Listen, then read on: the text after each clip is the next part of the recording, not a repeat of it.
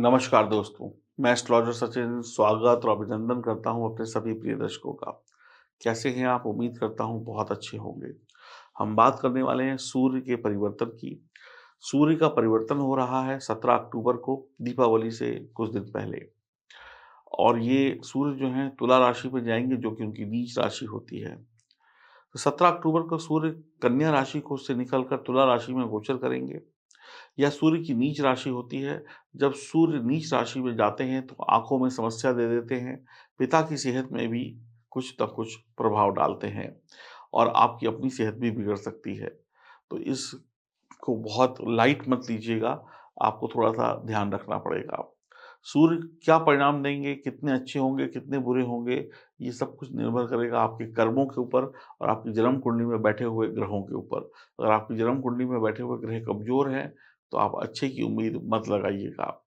तो आइए जानते हैं आपकी राशि के लिए क्या कुछ करने वाले हैं सूर्य और सूर्य का यह परिवर्तन, जहाँ पर सूर्य के साथ में केतु भी होंगे और केतु के साथ में सूर्य जो है ग्रहण दोष का निर्माण करते हैं। और ये जो सारा परिवर्तन है, ये अष्टम भाव में हो रहा है और अष्टम भाव को वैसे ही अच्छा भाव नहीं कहा जाता है, कष्टों का भाव है। तो आइए शुभारंभ करते हैं और आप सभी लोग चैनल को सब्सक्राइब कर लें, बेल आइकन के बटन को दबाएँ, फ़ेसबुक और इंस्टाग्राम पर भी हमें फ़ॉलो करें। तो मैं यही कहूँगा कि इस समय में कुल मिलाकर जो भी मीन लग्न के जातक या जातिका हैं, तो उनकी जो कुंडली में जो स्थिति बन रही है, तो वैसे देखा जाए तो सूर्य आपके छठे भाव में के स्वामी हैं और अष्टम में बैठेंगे। रोग ऋण का भाव है छठा भाव, तो औसत फल प्राप्त होंगे, बहुत ज़्यादा अच्छे की उम्मीद मत करिएगा। आप अपने काम में टिक कर नहीं बैठेंगे, बार-बार आपका मन बदलेगा, कभी ये कर लें, कभी वो कर लें, दिमाग इधर-उधर भागता रहेगा, एक जगह पर टिकाव नहीं होगा। म मन में बार-बार भटकाव होगा, इस काम को ऐसे कर लेते हैं, उस काम को वैसे कर लेते हैं, ये काम छोड़ते हैं, दूसरा काम कर लेते हैं। काम करने में बोरियत लगेगी, जो भी काम करेंगे ऐसा लगेगा मन नहीं कर रहा है, बोरियत हो रही है, नींद आ रही है, ये काम छोड़ो दूसरा काम शुरू कर देते हैं और आपको लगेगा कि इस काम में फ़ायदा नहीं है, दूसरा काम करेंगे उसमें फ़ायदा होगा। वो दूसरा आदमी वो काम कर रहा है उसको कितना फ़ायदा हो रहा है। तो ये सब चीज़ें आप सोचकर अपने सही काम को छोड़कर दूसरों के पीछे लग जाएँगे और आपको नुकसान होगा। काम में दबाव को महसूस करेंगे। ऐसा लगेगा कि काम में बहुत टेंशन हो रही है, बहुत दबाव है, हमसे नहीं हो पाएगा या हमको कम पैसे मिल रहे हैं, हमसे काम ज़्यादा कराया जा रहा है इस फैक्ट्री में। तो ये सब चीज़ें भी आपको परेशान करने वाली हैं। काम में दबाव को जो महसूस करेंगे उसमें गुप्त शत्रु भी आपके बन सकते हैं। आप जल्दबाज़ी में कुछ गलत निर्णय ले सकते हैं और आपकी जो नौकरी और व्यापार जो है, कुछ दिनों बाद वो क्या कहते हैं, वहाँ पर भी समस्याएँ प पैदा होनी शुरू हो जाएँगी।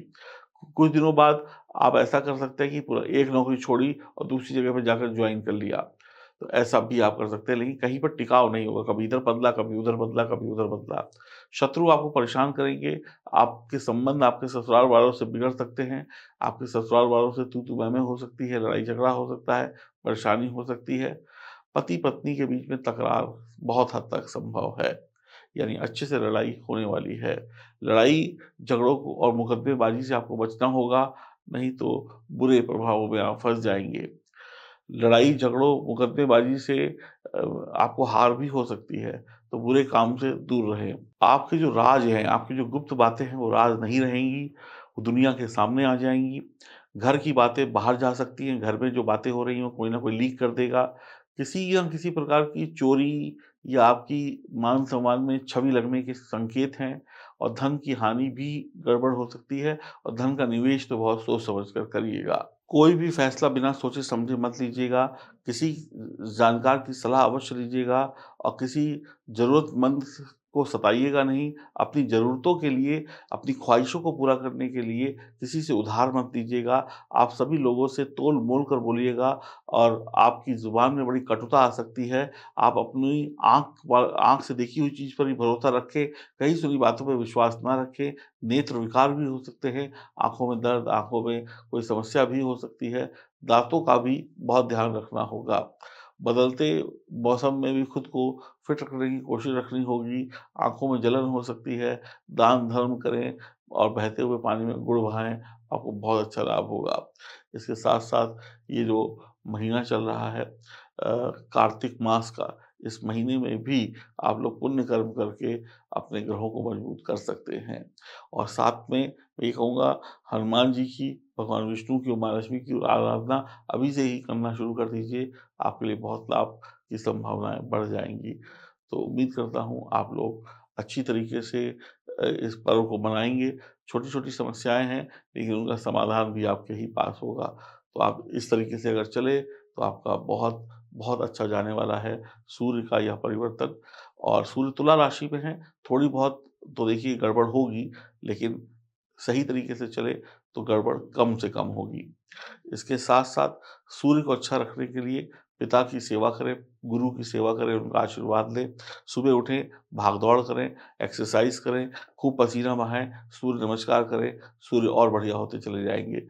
फिर कहूँगा, जब तक शरीर स्वस्थ है, तभी तक आप पैसा कमा सकते हैं। जब शरीर स्वस्थ नहीं है, तो पैसा किस काम का।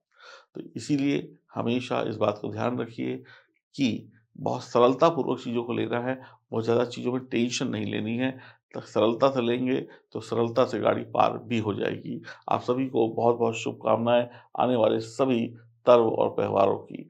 हरि ओम, नमस्कार। ये गणेश लक्ष्मी रुद्राक्ष आपके समक्ष हैं, जो शुद्ध चांदी में मढ़े हुए हैं और इसके साथ-साथ स्फटिक का श्रीयंत्र है और बहुत सारी और भी चीज़ें हैं, जैसे लाजवत का पत्थर इसके साथ फ्री है। लाजवत के पत्थर से शत्रु दोष हटता है, शनि, रेहु, केतु शांत होते हैं, शनि की साढ़े साती का अशुभ प्रभाव कम होता है और जीवन में तरक्की मिलती है, दिमाग तेज होता है। ये जो नज़रबट्टू दिख रहा है, ये नज़रबट्टू क्या करता है कि आपके घर में किसी भी प्रकार की नकारात्मक शक्ति को आने नहीं देता और आपके घर में खुशियाँ आती हैं और इसके साथ में अन्य चीज़ें जो माँ लक्ष्मी को प्रसन्न करती हैं। श्रीयंत्र का होना, जिस घर में श्रीयंत्र है, उस घर में भगवान विष्णु और माँ लक्ष्मी की कृपा सदैव रहती है। जिस घर में माँ लक्ष्मी की विधिवत पूजा की जाए, जिस घर में गणेश जी की, भगवान विष्णु की विधिवत पूजा की जाए, वहाँ पे धन की कमी नहीं रहती। तो ये जो गणेश लक्ष्मी रुद्राक्ष है, ये भगवान शिव के द्वारा बनाए गए हैं। तो शिव जी ने जो चीज़ आपको बना के दी है, जो शिव का रूप है, उसमें हमेशा सत्य होता है और जहाँ सत्य होता है, वहाँ जीत होती है, जहाँ जीत है, वहाँ पर खुशियाँ हैं।